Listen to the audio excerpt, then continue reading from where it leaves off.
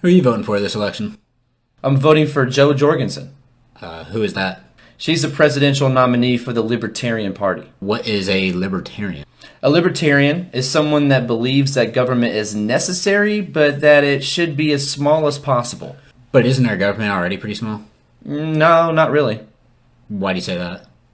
Well, here's a thought exercise. Can you think of anything in this country that the government doesn't regulate or tax?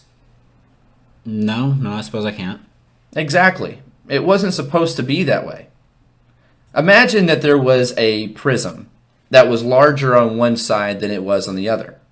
And let's say that this prism represents the size of our government.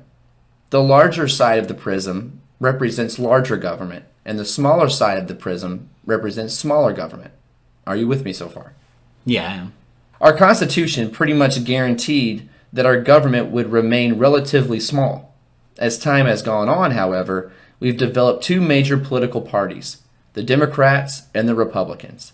Speaking on strictly size of government, the Democratic Party has typically been for more government, and the Republican Party has typically been for less government.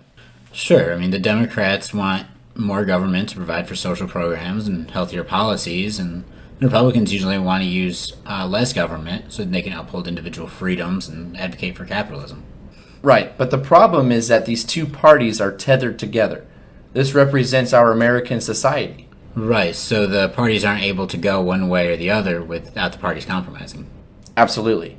As time continues and our political scene evolves, the parties have been moving further towards larger government, which isn't what the Constitution guaranteed.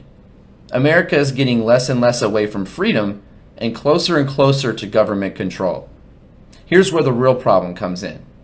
Our tethered society is stuck in this two-party system where we are constantly having to compromise our values in the favor of the lesser of two evils.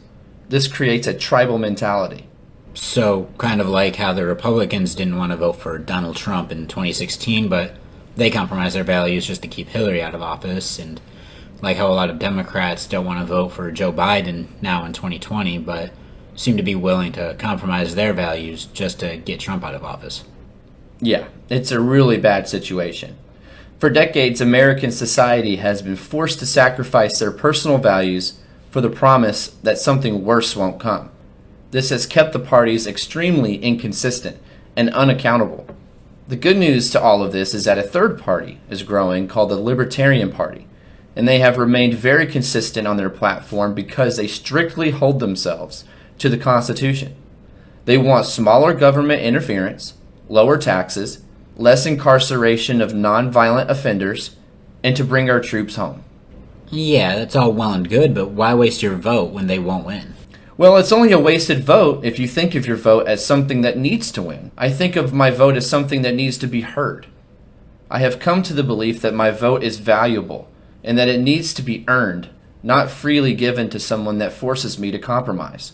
It's changing the mentality of your vote that brings you to the understanding of how powerful it is. Wow, that actually makes sense. And there's more good news.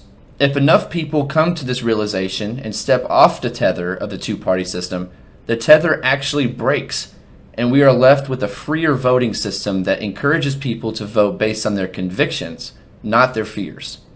Yeah, I have a lot to think about. Can I count on your vote for Jo Jorgensen? You know what? Yeah, I'm going to do that.